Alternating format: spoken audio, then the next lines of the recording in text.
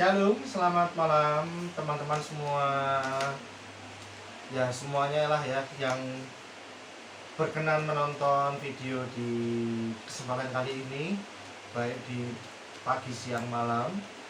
Perkenalkan, nama saya David Veno, seorang anak durhaka kata orang-orang. Ya saya juga merasa anak durhaka sih, yang katanya sudah mendapatkan karmanya. Ki opening ngopo ini gitu. Oke, opening di awal-awal udah tidak menyenangkan, tetapi oke, untuk teman-teman semua di sini, selamat datang di akun saya di channel YouTubeku. Dan di kesempatan kali ini kita mau membahas tentang komedi gelap atau dark jokes, ya. Dark jokes itu candaan gelap gitu kan ya. Oke, dan di kesempatan kali ini sebelum kita masuk ke situ dan kita mengundang orang yang ya senang menggunakan dark jokes gitu kan ya, dan fungsinya buat apa di dalam hidupnya kita juga nggak tahu. Untuk teman-teman di sini, sebentar, ini krunya malah buat ketawa nih, kampret memang. Oke, ngosek cok, ngosek. Sebelum kita masuk ke topik itu hidupannya, aku mau sedikit review tentang respon viewers yang nonton video sebelumnya gitu kan ya, tentang etika menghadapi orang berduka gitu kan ya. Oke, di situ apa ya? Sebenarnya aku tahu sih, karena durasinya panjang, otomatis banyak yang nontonnya baru setengah gitu kan ya. Kalau mentok sampai menit ke 25 gitu kan ya. Dan di situ yang ya merasa bahwa ini tayangan tidak mendidik. Terima kasih sudah ditambah terang. Oh, biasa. Terima kasih. Oke, ini tayangan tidak mendidik, tidak anak Tuhan sekali gitu kan ya. Udah dikasih tahu saya kan anak setan gitu kan ya, nggak mungkin saya memberikan satu edukasi. Ya walaupun sebelah saya anak Tuhan yang luar biasa, orang yang akan berusaha untuk mengubah air menjadi anggur gitu kan ya. Oke, jadi kan sebenarnya sudah dikasih tahu di deskripsi. Kalau misalnya Bapak Ibu dan teman-teman semua di sini nggak berkenan untuk nonton, bisa untuk tidak nonton gitu kan ya. Katakan baru nonton 3 menit udah nggak enak, ya udah nggak usah ditonton lagi gitu kan ya. Dan kalau misalnya belum menonton secara full, komentarmu tidak valid. Karena di situ kalau saya nonton secara full, Anda akan tahu fungsi 25 menit pertama saya miso-miso itu buat apa gitu kan ya. Dan untuk yang mengatakan bahwa apa yang saya lakukan hanya suatu tindakan negatif, ya monggo, terserah Anda. Yang penting saya sekarang sudah merasa damai dengan hidup saya dan sudah mendapat satu pegangan, ya harus gimana gitu kan ya ke depan gitu kan ya. Oke, dan juga karena saya tidak punya hak untuk membuat kalian semua bisa sepemikiran dengan apa yang saya buat atau kami buat, kan saya dan adik saya buat, ya di satu sisi kami juga tidak punya tanggung jawab untuk mengindahkan standar yang dikatakan baik oleh kalian semua gitu kan ya, karena kita semua punya standar baiknya masing-masing gitu. Jadi sama-sama tidak usah menuntut dan sama-sama tidak usah menjadikan omongan orang lain beban. Oke. Dan sekarang kita masuk ke topik pembahasan kita tentang dark jokes dan gimana pengalaman manusia satu ini dalam menanggapi, ya dalam menggunakan dark jokes, kenapa dia menggunakan dark jokes dalam hidupnya dalam menanggapi banyak hal gitu kan ya. Oke, kita panggil si anak Tuhan, calon pemberi mujizat yang luar biasa, yang akan menjadi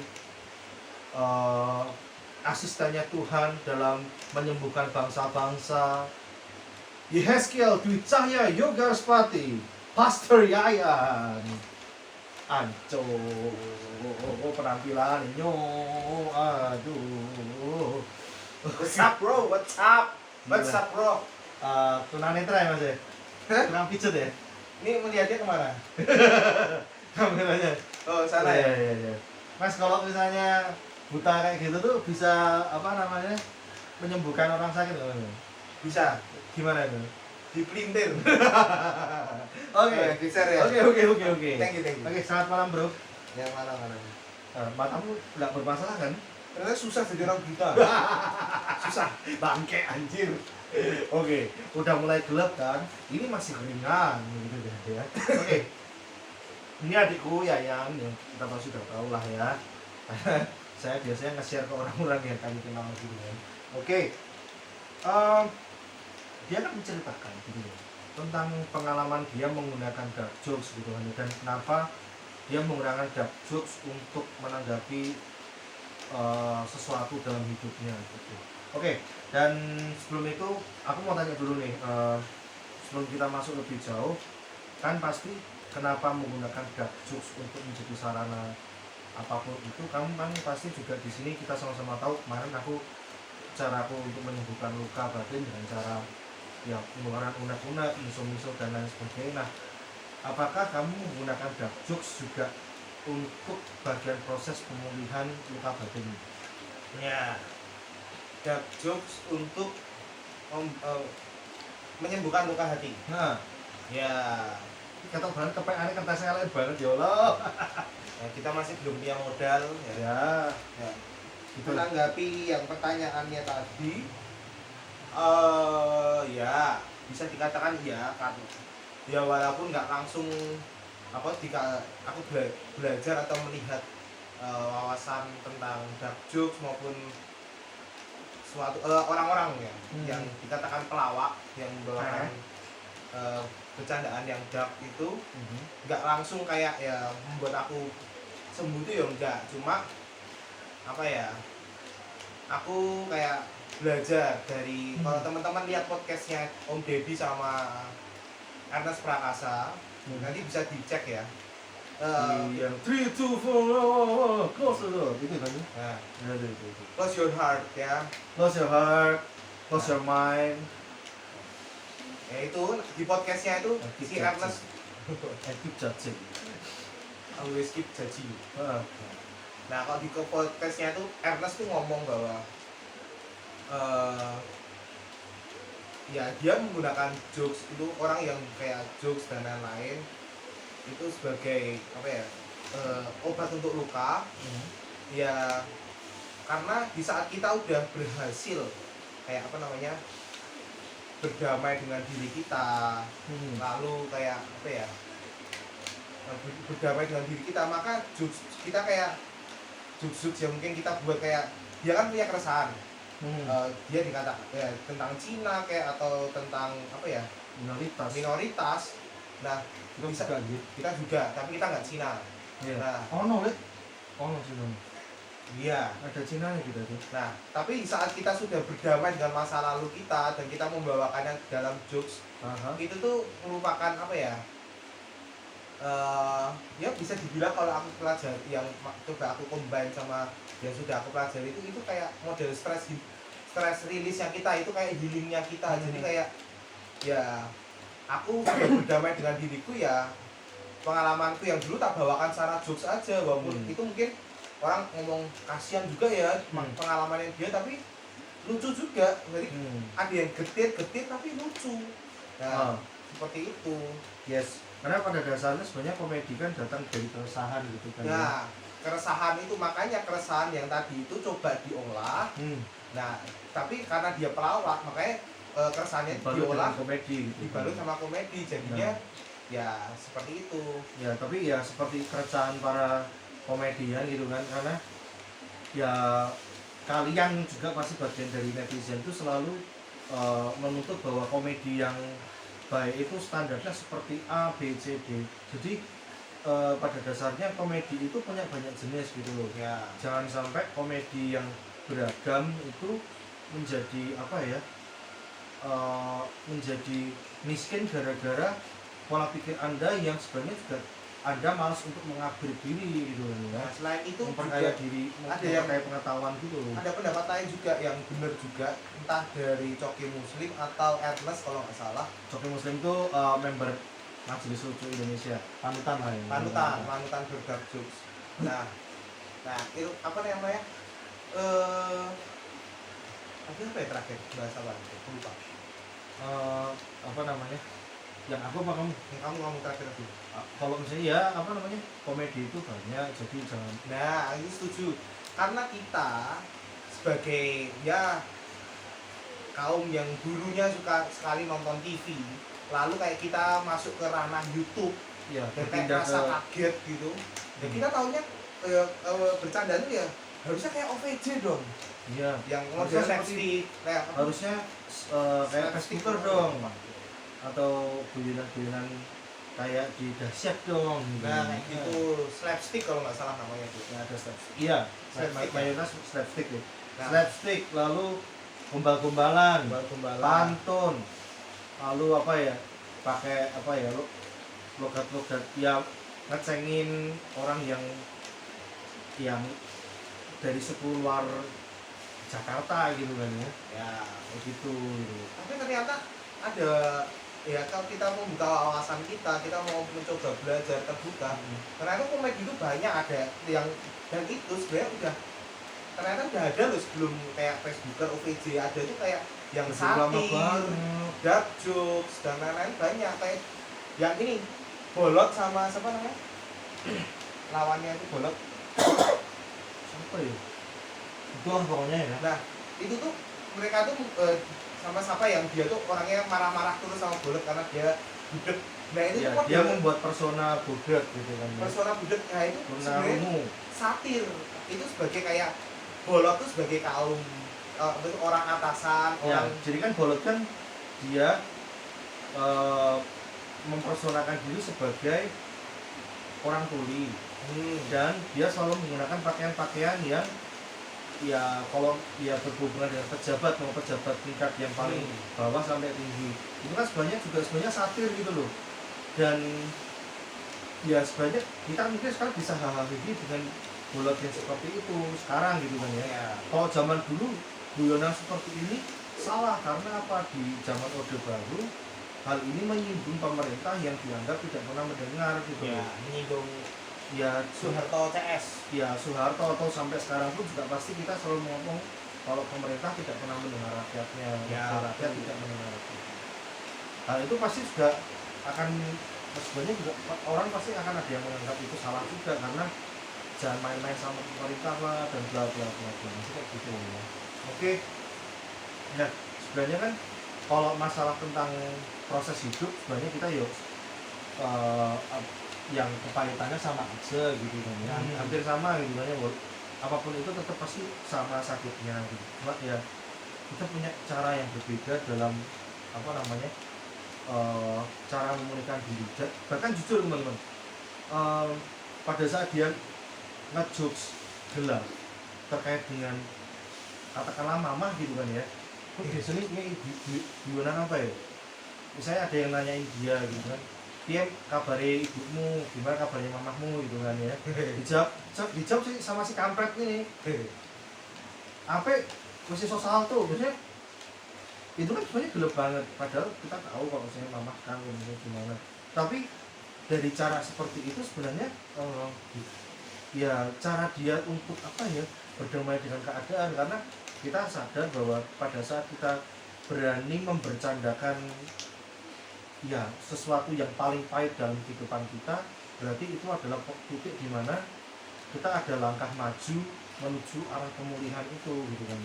Benar nggak sih kayak gitu? Ya ini kan kalau nggak salah tadi siang kamu repost omongannya Coki ya. Iya. Nah, dan nambahin intinya kalau di saat kita udah kayak berdamai itu dan di saat ada kayak pergolakan di luar yang mencoba kayak nyerang kita atau kayak intinya kayak mencoba kayak melukai kita dan mencoba mengingatkan kita dengan fenomena lalu, itu nggak bakal mempan dalam artian nah kita udah bisa membercandain itu loh, Kita nggak mungkin apa menye-menye lagi kayak sebelumnya gitu kan. mungkin kayak kondisinya kayak aduh lemah Enggak. Maksudnya dia dengan cara seperti itu, dan aku pun menertawakan itu. Nah, kalau aku dengan cara apa miso-miso kemarin lega, dan sebenarnya jujur ini aku akan sedikit membuka di mana sebenarnya ada yang merespon dari keluarga besar di mana kok ini kontennya negatif, tidak mendidik dan lain sebagainya gitu kan ya. Aku tidak mau dikirimi yang seperti ini, tidak mau menambah beban. Seperti waktu itu sempat tak balas juga bahwa ya kalian yang membuat seperti ini, kenapa kalian yang merasa lelah gitu loh. Dan apalagi kalau misalnya kalian sudah merasa lelah karena sudah merasa tua, kenapa kalian membebani manusia satu ini untuk ya supaya kami bisa terlihat baik di mata kalian gitu loh. Itu karena jujur dia dipres banget sama keluarga besar supaya bisa membuat aku dan papa bisa terlihat baik, tapi di standarnya mereka gitu. Tapi dan di sini malah aku sendiri mendapatkan satu pola pikir di mana ya oh ternyata ya aku sudah lega, tapi satu sisi aku juga tidak bisa membuat orang-orang yang aku sentil kemarin itu, yang membuat aku luka kayak gitu, bisa paling tidak tahu kalau mereka salah gitu loh. Buktinya mereka tidak merasa salah gitu loh, tahunya mereka benar gitu. Ya sudah, tapi kan kadang-kadang kita cuma berhenti sampai situ gitu loh. Ya sudah, nerimo aja. Tapi satu sisi aku sekarang juga berpikir pada dasarnya aku juga tidak punya tanggung jawab untuk nuruti standar moralnya mereka. Karena pada saat aku berusaha masih memikirkan standar moral versi mereka, itu akan membuat aku semakin beban. Jadi supaya semuanya enak, semuanya sama-sama tidak ada beban, aku pun juga ya sorry to say, kalau kamu tidak bisa, aku juga tidak mau sesuai dengan standar moralmu. Selesai, kita bisa sama-sama mulai jalan baru, hidup baru. Ya, betul. Oke, dan apa ya, sebenarnya gini, ini yang mungkin dua pertanyaan aku gabung jadi satu supaya ringkes gitu kan ya. Sebenarnya apa yang kamu lakukan ini dari sudut pandang moral dan bahkan karena kamu sekolah pendeta juga gitu kan, sebenarnya ya katakan karena kamu seorang pendeta, secara pastoral dark jokes ini bisa nggak sih dijadikan satu pendekatan untuk pemulihan luka batin seseorang? Sebenarnya ini kayak lagi jadi kayak apa ya? Cowok, ini saatnya kamu untuk mempersonakan diri sebagai orang yang bijak dan lain sebagainya. Kocok-kocokmu cowok, asmu ya Tuhan, Jokowi JK. Kamu nggak tahu maksudnya nih? Apa? Biar aku dapat bantuan. Oh siapa? Emangnya pendukung Jokowi akan mendukung kamu pada saat kamu ngomong ngawur kayak gini? Jalinan kasih. Astagfirullah. Ya jadi ya ini kayak impersonate orang yang lihatlah dan buka, yang katarak, buta, apalagi pakai baju gini kan mengundang supaya kita dapat bantuan, kita kaum yang butuh ya dikasih aja. Ya, apalagi kaum pendukung siapa tahu bisa digunakan untuk alat promosi untuk persiapan pilkada gitu kan, Ya. untuk cari muka. Iya. Biasanya kan politikus kayak gitu kan. Mantap. Mantap. Ini Gitu jawab kan. serius. Ya, datang ke gereja-gereja. Oke, dijawab. Apakah dark jokes bisa digunakan sebagai media Secara pastoral? secara teori pastoral itu benar atau enggak? Gitu. Ya, kalau ya pertama tergantung teori pastoral apa yang kita pahami dulu, karena aku juga percuma juga kita diskusi tentang pastoral tapi kita nggak ada kayak upgrade ilmu juga, maksudnya kayak secara teori penyembuhan tuh kayak gini Harus diikutkan kegiatan rohani terus gitu. Ya berbau yang rohani kah intinya, atau mungkin kayak ada ikutkan KKR, ya disentuh oleh pastornya. Ya intinya seperti kayak ada pendekatan kayak yang Alkitabiah kayak gitu, kayak mending nggak usah ikut berdiskusi. Nah tapi dari yang aku coba alami sendiri, dimana ini merupakan ya cara aku berteologi juga. Ya kalau dari pengalamanku adalah ya bisa dark jokes sebagai kayak media untuk healing kita dalam kita menyembuhkan luka batin. Kenapa? Ya aku mencoba selalu kayak apa ya, belajar dari Ernest, dari omongan yang Ernest omongin, lalu coki ya. muslim. Oke, jadi sedikit menambahkan, sebenarnya orang-orang yang seperti itu walaupun ya apa ya, tidak semua yang dikatakan itu mungkin bisa masuk di kita, tapi pada dasarnya beberapa dari pola pikir mereka tuh kita serap untuk jadikan dasar pola pikir kita gitu. Nah, Jadi kenapa kita sebut kayak Eros Prakasa, Taitan Muslim dan juga Coki Pardede, atau mungkin ada Uus, Rizky Firdaus yang sedang komedian kayak gitu, Panji Pragiwaksono, Raditya Dika kayak gitu. Itu karena apa? Beberapa pola pikirnya bisa kita serap, bisa relate dengan kehidupan kita. Oke, bisa dilanjut. lanjut ini. Lanjut. Apa namanya? Ya, kenapa bisa ya? Karena ada fase-fase kedukaan yang sebelumnya kalau udah pernah kemarin udah bahas ya.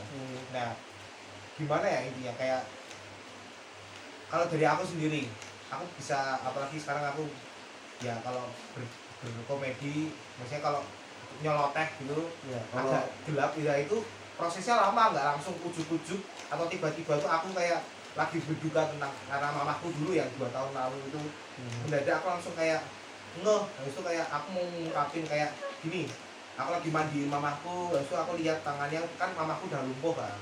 kita nggak bisa apa-apa. Nah, Kita ngomong kayak gini, ngomong apa adanya, bukan karena gimana, bukan karena kami tidak bisa memperhalus. Nah, ini juga di part berikutnya kita ngomong memperhalus kata-kata itu sudah cukup belum untuk menggambar untuk menjadi episode itu. Nah, tapi nanti apa tuh nggak langsung juga, jadi awal-awal tuh ya aku lihat kondisi mamaku tuh ya kayak drop, aku kayak sedih, bahkan aku drop banget kita semua. kayak stres gitu.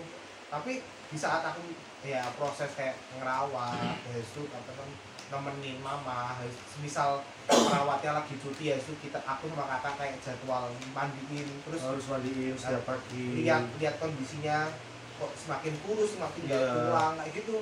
Nggak usah yang dari awal kami yang masih di rumah sakit kan, mama kan sempat ya sampai sekarang sebenarnya ada tengkorak yang sebenarnya ini dicopot lalu disimpan di mana gitu kan ya, sampai proses katakanlah sembuh atau gimana gitu kan.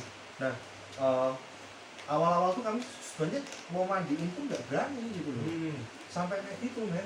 Bahkan untuk katakanlah karena kami di Sarjito, karena mereka kekurangan tenaga medis atau gimana, kami juga jaga untuk yang nyonde itu masukkan makanan lewat selang gitu kan ya, selang yang masuk di sini gitu kan. Kalau yang masuk di sini kan masuk ke bagian pencernaan gitu. Waktu kami masukin kayak gitu tuh kami juga nggak tega gitu loh, berdek tangannya. Bahkan kami pun ya, kalau aku pribadi pun melihat yang perawatnya membersihkan dahak dari sini itu, bahkan sehari itu dengkul lemes men, dengkul lemes. Setelah dibeliin Pocari Sweat yang 2 liter tak minum sampai habis, 1,5 liter, 1,5 tuh aqua men, tidak air mineral. Kalau yang gede Pocari Sweat 2 liter. bisa dibahas, saya kira itu endorse. Iya, ya siapa tahu kan, itu kan kami bisa lemes. Selinan kasih. Hancur. Ya maksudnya ya seperti itu, kami di sini pun ya bisa sampai berproses kayak gitu, sampai pada akhirnya oke bisa berdamai dan lalu menggunakan dark juice tadi ya. Bercandain. Oke, itu sedikit yang bisa kita share tentang pengalamannya Yayan menggunakan dark juice. Bagaimana dark juice bisa dijadikan oleh dia untuk bagian dari proses memulihkan luka hati ya, luka batin gitu kan ya. Oke, dan menghilangkan duka gitu kan. Oke. Dan di berikutnya kita nanti bakal bahas tentang love to marginals. Oke, love to marginals. Tapi kita sebelumnya kenapa kita bahas itu, karena si manusia satu ini pernah ditegur temennya gara-gara dark jokes tentang kaum marginals dan terutama kaum difabel ya, kayak gitu. Dan kita mau bahas nanti di part berikutnya. Jadi untuk yang di part ini, terima kasih sudah nonton, terima kasih sudah mendengarkan sampai akhir dan tidak setengah-setengah lalu main judge. Pokoknya kepada netizen kan, yang terkadang menjantui. Kalau